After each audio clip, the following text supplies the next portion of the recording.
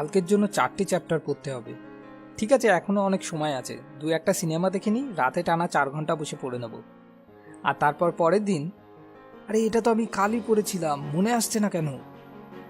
ভাবুন, আপনাকে কোনো পড়া তৈরি করতে হবে যার জন্য আপনার 4 ঘন্টা পড়া দরকার। তো আপনি কি বলেন, কোন অপশানটা ওই পড়াটাকে মনে রাখার জন্য বেশি হেল্পফুল হবে? পুরোপুরি ফোকাস থেকে টানা 4 ঘন্টা বসে পড়ে নেওয়া, নাকি ওই 4 ঘন্টাটাকে 4টে ভাগে ভাগ করে 1 ঘন্টা করে পড়ে নেওয়া?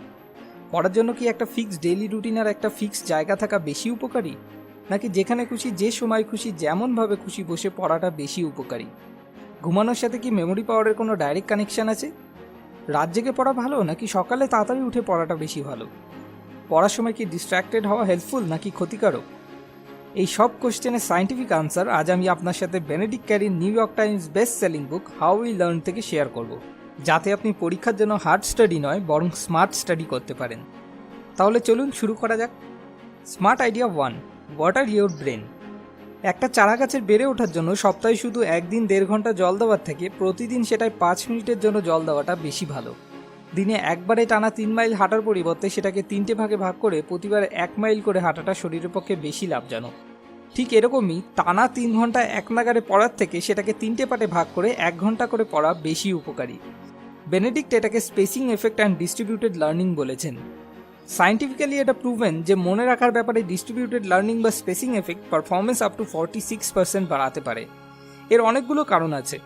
আমরা যখনই কোনো সিনেমা বা ভিডিও দেখি, আমাদের শুরুতে কিছু জিনিস আর শেষে কিছু জিনিস বেশি ভালোভাবে মনে থাকে কম্পেয়ার টু মিডল টাইমে যে সিনগুলো আসে। এরকম হয় কারণ কোনো সেশনের শুরুতে আর শেষে মনোযোগ সবসময় একদম শীর্ষ মানে থাকে। এই জন্য কোনো সেশন যতটা ছোট হয় ততটাই ভালো। সেকেন্ড কারণ হলো, আমরা কোনো জিনিস যত বেশি ভুলি আর তারপর পরিশ্রম করে সেটাকে আবার মনে করার চেষ্টা করি, ততটাই বেশি সেই জিনিসটা আমাদের মেমোরিতে আরও বেশি পার্মানেন্ট হয়ে যায়। যদি আমরা মাঝে মাঝে ব্রেক নিই, তাহলে সেই সময়ে আমরা কিছু কিছু জিনিস ভুলে যাই, যেটাকে আমাদের আবার রিকল করতে হয়, আর এটা ওই মেমোরিটাকে আরও পার্মানেন্ট করে দেয়। সেকেন্ড স্মার্ট আইডিয়া হলো, untested fluency is an illusion. এরকম অনেক সময় হয়, একটা টপিক পড়ার পর আমাদের মনে হয় হ্যাঁ ঠিক আছে, বুঝে গেছি, মুখস্থ হয়ে গেছে পুরো, আর তারপর আমরা সেটাকে ছেড়ে অন্য কিছু পড়তে শুরু করে দিই। কিন্তু যখন এক্সামে ওই কোয়েশ্চেনটাই চলে আসে, তখন আবার মনে করতে পারি না। এটাকে ফ্লুয়েন্সি ইলিউশন বলে। যখন সেই জিনিসটা চোখের সামনে থাকে, তখন ব্রেনে একটা ইলিউশন ক্রিয়েট হয় যে হ্যাঁ মুখস্থ হয়ে গেছে, আসলে কিন্তু হয়নি। এই জন্য একটা জিনিস 4 বার দেখে দেখে পড়ার থেকে ভালো সেটাকে 1 বার দেখে পড়া, আর তারপর বইটাকে বন্ধ করে যেটা পড়েছি সেটাকে 3 বার না দেখে বলার চেষ্টা করা। আমি জানি এটা একটু কষ্টকর ব্যাপার, কেননা যখন আমরা ব্রেন থেকে অ্যাক্টিভলি কোনো ইনফরমেশন রিস্টোর করার চেষ্টা করি, তখন আমাদের খাটনি করতে হয়, আর এই জন্য বেশিরভাগ টাইম আমরা এটাকে এসকেপ করার চেষ্টা করে থাকি। তার উপরে ফ্লুয়েন্সি ইলিউশন তো আছেই সাপোর্ট করার জন্য। তো আমাদের এই ফাঁদটাকে অ্যাভয়েড করতে হবে। 20% রিডিং অ্যান্ড 80% রিসাইট। দেখুন, এখানেও 80-20 প্রিন্সিপাল এসে গেল। Smart idea 3, change is good. জানি না ছোটোবেলা থেকে আমি কতবার শুনেছি যে মনা, পড়ার জন্য একটা ফিক্সড রুটিন বানিয়ে নে আর সবসময় চেয়ার টেবিলে বসে পড়াশোনা কর। এবার ওনাদেরকে কে বোঝাবে যে সায়েন্স অন্য কিছুই বলে। দুটো গ্রুপের স্টুডেন্টসদের নিয়ে একটা টেস্ট করা হলো। ফার্স্ট গ্রুপকে 20 মিনিটের জন্য একটাই রুমে বসে 50টা ওয়ার্ড মনে করার জন্য বলা হলো, আর সেকেন্ড গ্রুপের স্টুডেন্টদের দুটো আলাদা রুমে 10 মিনিট করে ওই 50টা ওয়ার্ড মনে করার জন্য বলা হলো। এরপর যখন এই দুটো গ্রুপের স্টুডেন্টদের টেস্ট নেওয়া হলো, তখন একটা রুমে বসে যে গ্রুপের স্টুডেন্টরা পড়েছে, তারা অন অ্যান অ্যাভারেজ 50টার মধ্যে শুধু 16টা ওয়ার্ড মনে করতে পারলো। সেখানে সেকেন্ড গ্রুপের স্টুডেন্টরা, যাদের দুটো আলাদা আলাদা রুমে বসে পড়তে বলা হয়েছিল, তারা অন অ্যান অ্যাভারেজ 50-এর মধ্যে 24টা ওয়ার্ড মনে করতে পারলো। ভাই, আমার মা বাবাকে এটা কে বোঝাবে? Smart idea 4, test, teach, mix. আমরা অনেক কিছুই পড়ি, কিন্তু সেখান থেকে বেশিরভাগ জিনিসই আমরা খুব তাড়াতাড়ি ভুলেও যাই। এটাকে ওভারকাম করার জন্য আমাদের বিশেষ করে প্রতিটা টপিকে মাস্টারি অর্জন করতে হবে, যার জন্য 3টে স্টেপ ফলো করা খুবই দরকার: টেস্ট, টিচ অ্যান্ড মিক্স। সবার ফার্স্ট হলো টেস্ট। মানে আপনি কিছু পড়লেন আর তারপর তখনই নিজেকে নিজে পরীক্ষা নিতে হবে। বইটাকে বন্ধ করে বা সাইডে রেখে নিজেকেই নিজে প্রশ্ন করা শুরু করতে হবে, আচ্ছা ভাই বল এটা কি হবে। নেক্সট স্টেপ হলো টিচ। আপনি যেটাই পড়লেন সেটা অন্য কারোর সাথে ডিসকাস করতে হবে। আপনার ছোট ভাই বা বোনও হতে পারে, বা আপনার কোনো বন্ধুও হতে পারে। পড়ানোও এক ধরনের পড়াশুনো করারই পদ্ধতি। আপনাকে কাউকে কিছু শেখাতে হলে আগে থেকেই সেটাতে মাস্টার হওয়ার খুব দরকার নেই। আপনি যত লোককে শেখাতে থাকবেন, তত বেশি আপনি সেই জিনিসটাতে আরও মাস্টার হতে থাকবেন। থার্ড অ্যান্ড ফাইনাল স্টেপ হলো মিক্স। যেমন বইয়ের লাস্টের দিকে থাকে না মিসলেনিয়াস, তেমনই আপনাকে বিভিন্ন টপিক লিঙ্ক করে কোনো সমস্যা তৈরি করে সেটাকে সমাধান করার প্র্যাকটিস করতে হবে। এই জিনিসটা যদি আপনি ঠিক করে করতে পারেন তাহলে শিওর হয়ে যাবেন যে আপনি ওই টপিকে দক্ষতা অর্জন করে নিয়েছেন।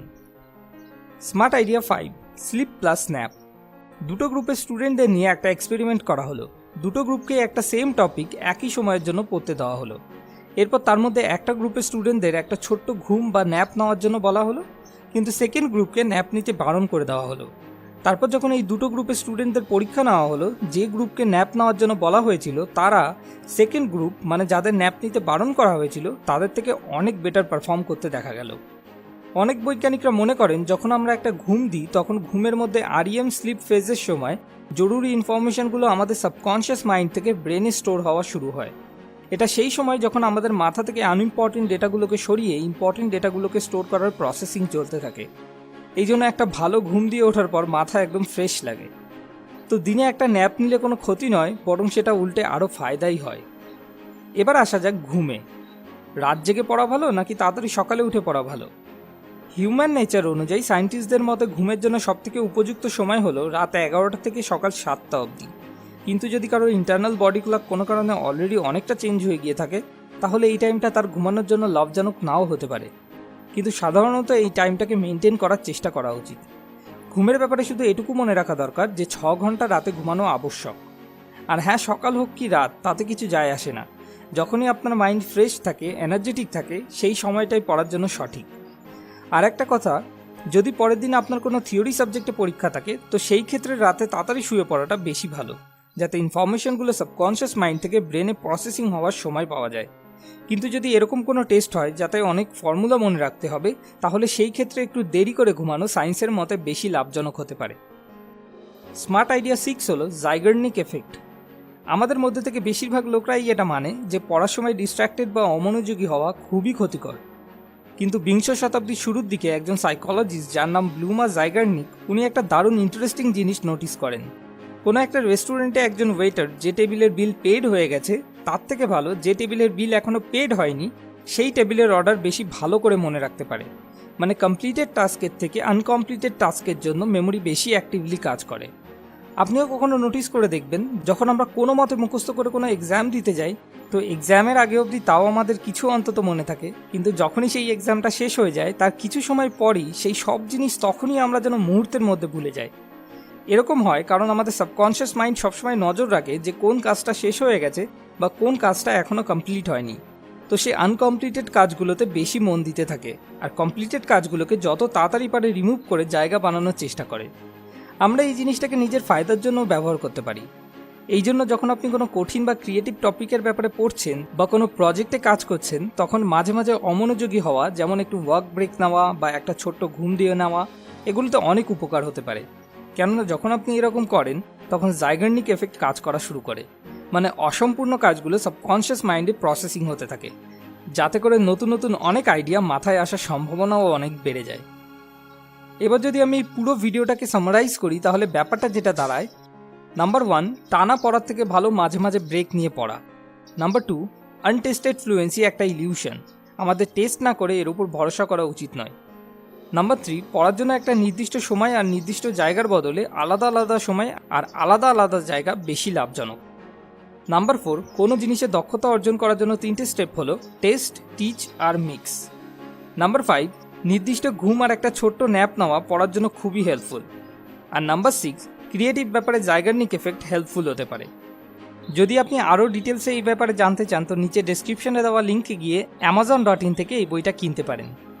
সবশেষে আপনার কাছে একটা ছোট্ট অনুরোধ, যদি এই ভিডিও থেকে আপনার নিজের জীবনে কোনো প্রবলেমের সলিউশন খুঁজে পেতে সত্যি এতটুকুও কোনো সাহায্য হয়ে থাকে তো অবশ্যই লাইক আর কমেন্ট করে আমাদেরকে জানান।